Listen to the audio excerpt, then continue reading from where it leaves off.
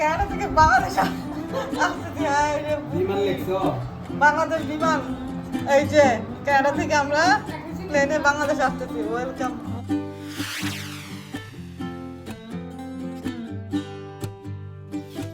Hello everyone আসসালামু আলাইকুম welcome to my channel আমার একটি নতুন ব্লগে আপনাদের সবাইকে স্বাগত জানাচ্ছি আশা করছি সবাই অনেক অনেক ভালো আছেন আমার গত ব্লগে দেখেছেন যে আমরা গতকাল রাত 11টায় বাংলাদেশ বিমানে কানাডা টরন্টো থেকে ঢাকা এসে পৌঁছেছি রাতটা আমরা একজন রিলেটিভের বাসায় ছিলাম আজকে এখন আমরা বাংলাদেশ বিমানেরই সকাল 7:30টার কানেক্টিং ফ্লাইটে ঢাকা থেকে চিটাগাং যাচ্ছি আর এখন আমাদেরকে বাংলাদেশ বিমানের একটি গাড়ি দিয়ে এয়ারপোর্ট থেকে প্লেনের কাছে নিয়ে যাচ্ছে এটা একটা ভালো যে আর হেঁটে হেঁটে প্লেনে উঠতে দিতে হয় না গাড়ি দিয়ে প্লেনের কাছে নিয়ে যায় আর এদিকে আজকে কিন্তু সারা দেশে কারফিউ গতকালকেও কারফিউ ছিল তো গতকাল কারফিউর মধ্যে আমরা কি করে কানাডা থেকে ঢাকায় এসে পৌঁছালাম সেটা দেখতে হলে আমার গত ব্লগটি আপনাদেরকে দেখতে হবে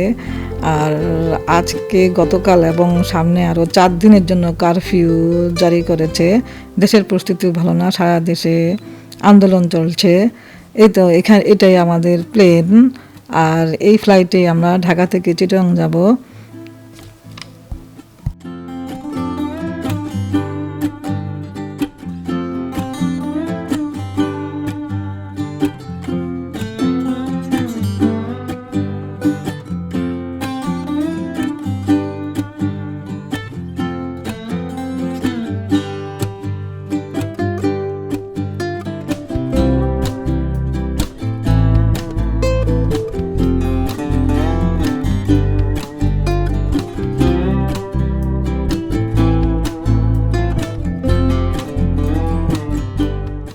এই তো আমরা বিমানে বসে পড়লাম আর এই ঢাকা চিটাগাংয়ের ফ্লাইটটা কিন্তু খুবই ছোট আসলে ইন্টারন্যাশনাল ফ্লাইটের তুলনায় এটা খুবই ছোট একটা ফ্লাইট এই যে দেখেন ইয়াগুলো মানে লাগেজগুলো রাখার বক্সটাও অনেক ছোট ইন্টারন্যাশনাল ফ্লাইটের তুলনায়টাও অনেক ছোট চিপা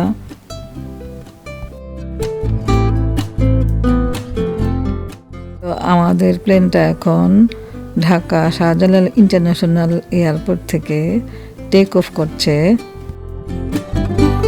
প্লেনের ল্যান্ডিং এবং টেক অফ দুটোর দৃশ্যই কিন্তু দেখতে খুবই ভালো লাগে আর সেজন্যই আমি আপনাদের সঙ্গে ল্যান্ডিং এবং টেক অফের দৃশ্যগুলো শেয়ার করতে চেষ্টা করি এখনও চেষ্টা করছি তবে জানালাটার দিয়ে একটু ঘোলা ঘোলা দেখা যাচ্ছে তাই হয়তো আপনারা ভালোভাবে দেখতে পাবেন না এটা তো আসলে কানেক্টিং ফ্লাইট ছোটোখাটো একটা ফ্লাইট যার জন্য এখানে মানে জানলা দিয়ে বাইরের দৃশ্যটা অতটা সুন্দরভাবে হয়তো দেখা যাবে না ঢাকা থেকে চিটাগাং গিয়ে পৌঁছতে সময় লাগবে প্রায় 1 ঘন্টা আর এই 1 ঘন্টা সময়টাও কিন্তু আমার কাছে অনেক বেশি মনে হচ্ছে কারণ আমি 14 বছর পর বাংলাদেশে এসেছি সেই সুবাদে 14 বছর পর আমি চট্টগ্রামেও যাচ্ছি চট্টগ্রামে যেহেতু আমি আমার জন্ম এবং বেড়ে ওঠা তাই কখন যে আমি চট্টগ্রামে গিয়ে পৌঁছবো সেই জন্য আমি খুবই এক্সাইটেড আমার সব আত্মীয় স্বজন বেশিরভাগই চট্টগ্রামে থাকে তো তাদেরকে দেখবো সেই জন্যও কিন্তু আমি খুবই এক্সাইটেড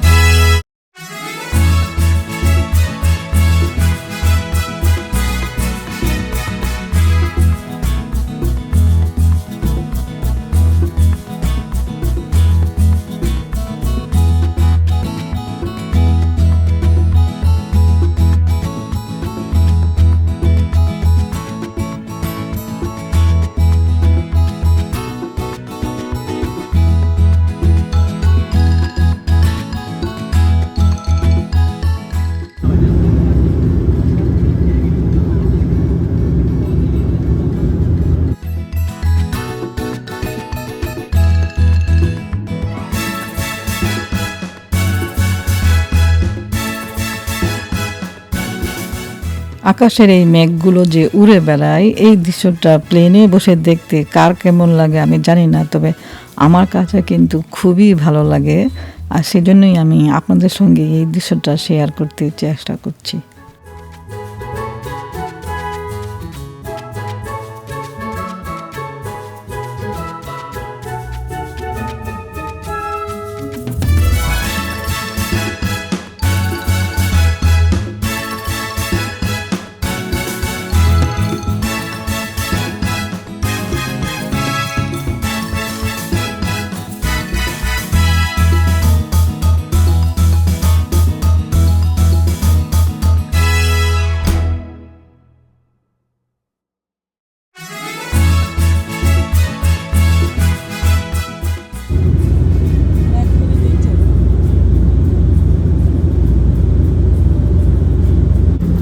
এই তো আমাদেরকে খাবার দিল। খাবারের মধ্যে আছে একটা ওয়াটার বোতল আর বান আর একটা যে চকলেট।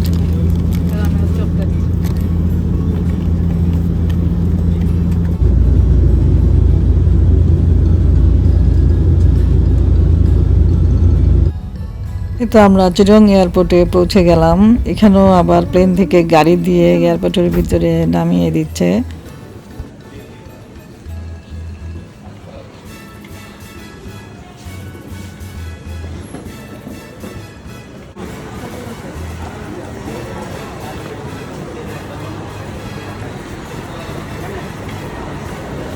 যেহেতু দেশের অবস্থা ভালো না, তাই আমার সব আত্মীয় স্বজনই আসতে চেয়েছিল, আমি তাদেরকে আসতে বারণ করেছি।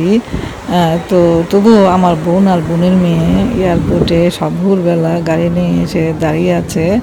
এই যে ওরা ফুল নিয়ে দাঁড়িয়ে আছে আমাদেরকে রিসিভ করার জন্য। 14 বছর পর আমি আমার বোনকে এবং বোনের মেয়েকে দেখতে পেলাম। ইনফ্যাক্ট আমি আমার সব আত্মীয় স্বজনকে আমি 14 বছর পর দেখতে পাবো। এটা যে কত আনন্দের সেটা আসলে বলে বোঝানো যাবে না। যদিও আমি এই 14 বছরে অনেক আপনজনকে হারিয়েছি, তাদেরকে দেখতে পাবো না বলে আমার খুবই খারাপ লাগছে।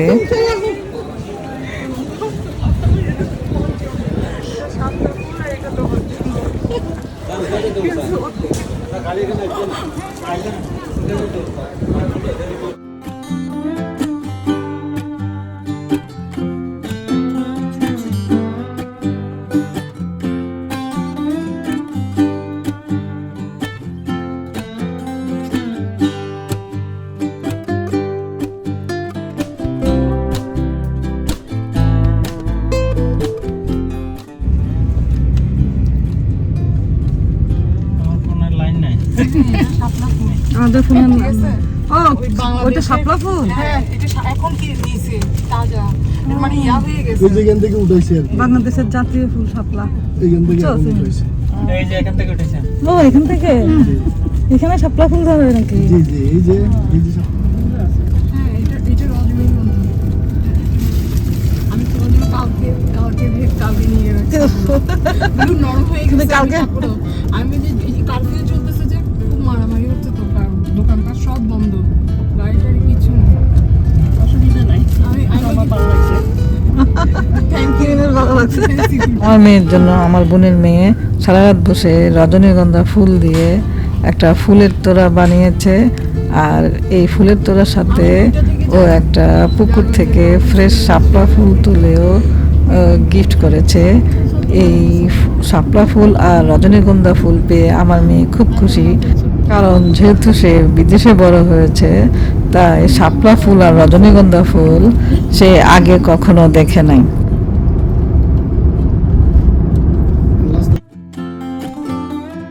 আহা, কত বছর পর যে চট্টগ্রামে রাস্তাঘাট দেখতে পাচ্ছি, কি যে ভালো লাগছে।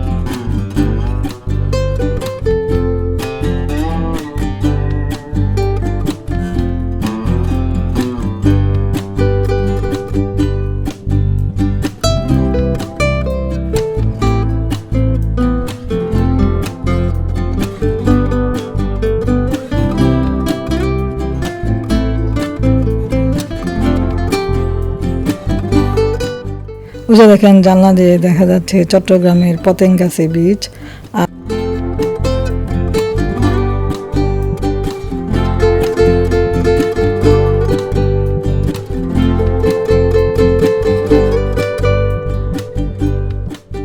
চট্টগ্রামের সুন্দর প্রাকৃতিক দৃশ্য দেখতে দেখতে আমরা বাসার দিকে যাচ্ছি। যদিও রাস্তাঘাট কিন্তু একদমই নীরব, যেহেতু কারফিউ, তাই রাস্তায় কোনো গাড়ি চলাচল করছে না। আর রাস্তার কিছুক্ষণ পর পর পুলিশ দেখা যাচ্ছে, আর্মি দেখা যাচ্ছে। আর আর্মিরা কিন্তু গাড়ি থামিয়ে জিজ্ঞেস করছে যে আপনারা কারা, কারফিউ আছে, কারফিউর মধ্যে কেন বের হয়েছেন। কিন্তু আমরা যখন বলছি যে আমরা বিদেশ থেকে এসেছি, তখন আর তারা কিছু বলছে না। তবে আমাদের ড্রাইভার যেই রোডে গন্ডগোল সেই রোডে গাড়ি না চালিয়ে যেসব রোডে নিরাপদ এবং নিরিবিলি সেই রোডেই গাড়ি চালাচ্ছে।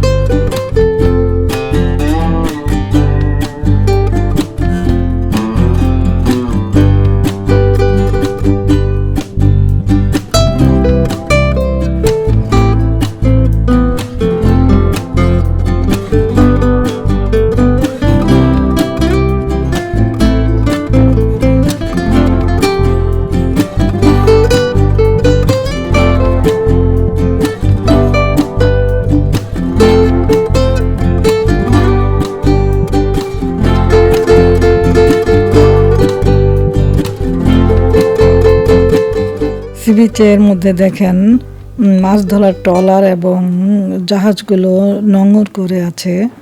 দেখতে কিন্তু আমার কাছে খুবই ভালো লাগছে। অনেক বছর পর চট্টগ্রামের এত সুন্দর প্রাকৃতিক দৃশ্য আমি দেখতে পাচ্ছি, আমার কিন্তু খুবই ভালো লাগছে।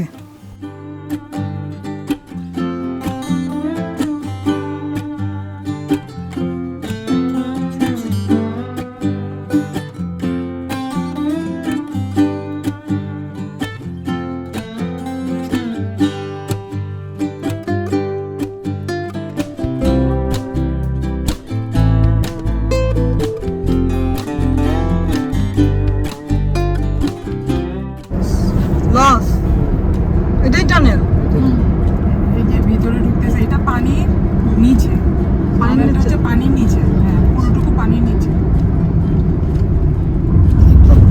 এখন আমরা কর্ণফুলী টানেলের ভিতর দিয়ে যাচ্ছি, আর এই টানেলটা পানির নিচে। এদিক দিয়ে এই যে গেটগুলো দেখতেছো, এখান দিয়ে হচ্ছে যে মানে যদি কোনো অ্যাক্সিডেন্টলি কোনো সমস্যা হয় তাহলে এদিক দিয়ে বের হওয়া যাবে। হ্যাঁ সুড়ঙ্গ রাখছে ভিতরে। আমার ভয় লাগতেছে।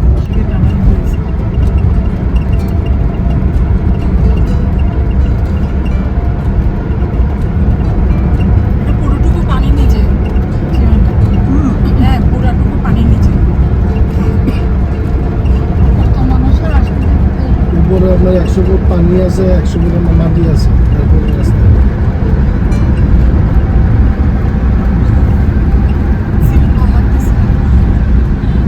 কর্ণফুলী টানেল, কক্সবাজার গেলেও কি এই টানেলের উপর দিয়ে যেতে হয়? এদিক দিয়ে যাওয়া যায়, আরেক রোডে যায়।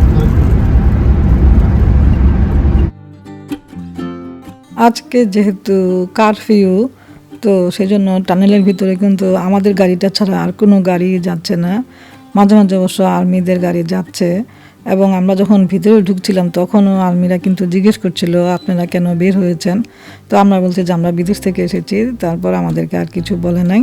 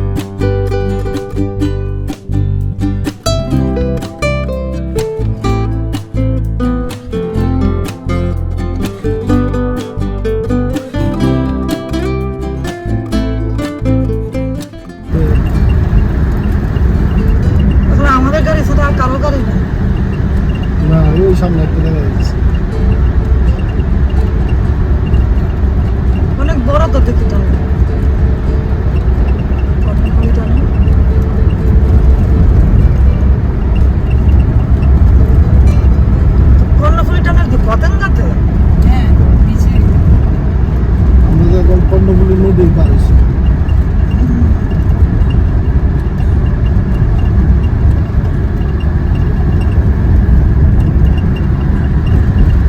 মানে একবার টানেলের ভিতরে ঢুকলে $250 দিতে হয় নাকি ঢুকে আবার বাইরে হওয়ার সহ একসাথে নিয়ে যায়?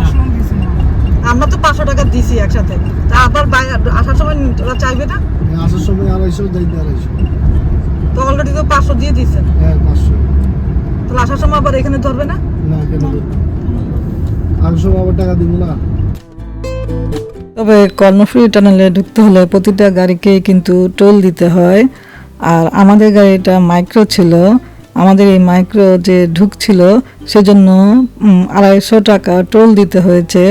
তো ভিতরে একবার ঢুকতে $250 দিতে হবে, আবার যাওয়ার সময় $250 দিতে হবে।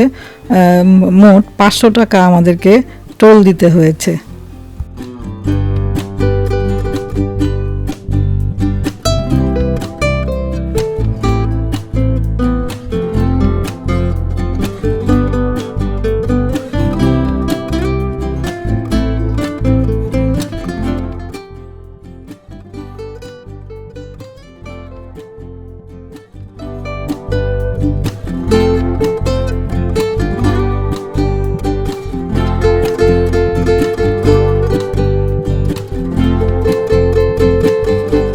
এখানে সব মালপত্র জিনিসপত্র নিয়ে এখানে এসে থামে, দেখছো?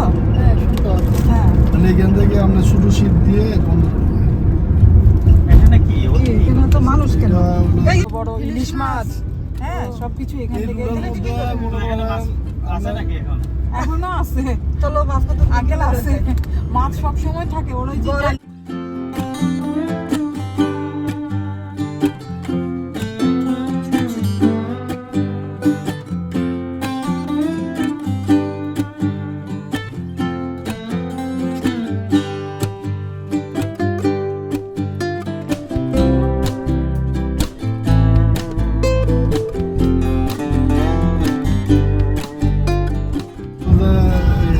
ছোট ছোট দোকান, আর এখানে আজকে মাছ কাপড় দিকে আর বন্ধ। মাছ আর এখানে বিক্রি হয়। কিন্তু এই বীজ ভিউটা কিন্তু সুন্দর না? এগুলো হচ্ছে আমরা চিংড়ি প্রজেক্ট। নাসিমিন ভিউটা কিন্তু মানে আমরা সাগর পাড়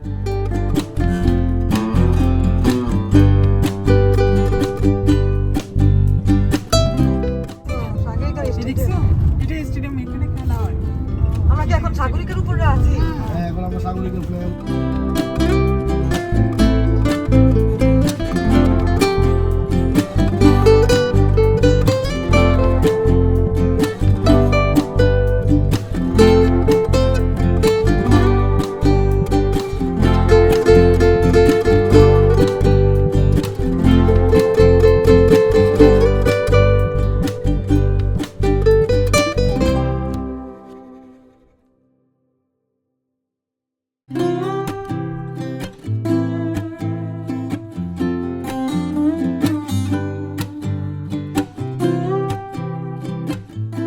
এই যে আমরা ঘরে চলে এলাম। ও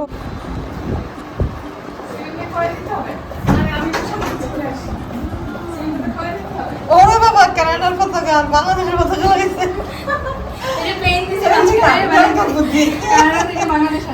ও মাই গড, আমার মাঝখানে প্লেনে কানাডা থেকে বাংলাদেশ আসতেছি। হায় রে বিমান লেখছো? বাংলাদেশ বিমান, এই যে কানাডা থেকে আমরা প্লেনে বাংলাদেশ আসতেছি। ওয়েলকাম। কি বুদ্ধি, কি যে বুদ্ধি! নাগেট বাজি করছিস? নাগেট? হ্যাঁ, বাবা, প্রিয়াঙ্কা বানাইছে? আমার ভাইয়ের মেয়ে, আমরা কানাডা থেকে এসেছি বলে এই যে ওই কেকের মধ্যে একটা বাংলাদেশের ফ্ল্যাগ লাগিয়েছে আর একটা কানাডার ফ্ল্যাগ লাগিয়েছে, মাঝখানে একটা বিমানও আছে। আমরা কানাডা থেকে ফ্লাই করে বাংলাদেশে এসেছি, তাই ওর থিমটা অবশ্য আমার খুব ভালো লেগেছে, আমার মেয়েও খুব পছন্দ করেছে।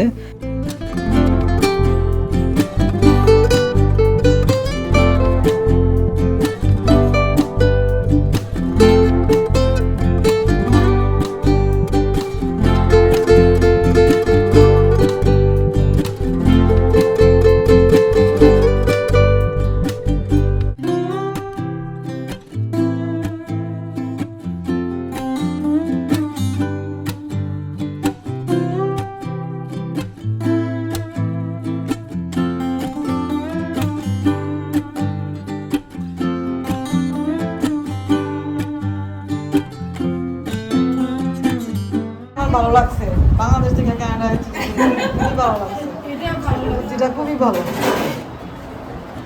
আর যাই হোক হ্যাঁ দেখছো এই যে আমরা কানাডায় থেকে বাংলাদেশ আসছি ওয়েলকাম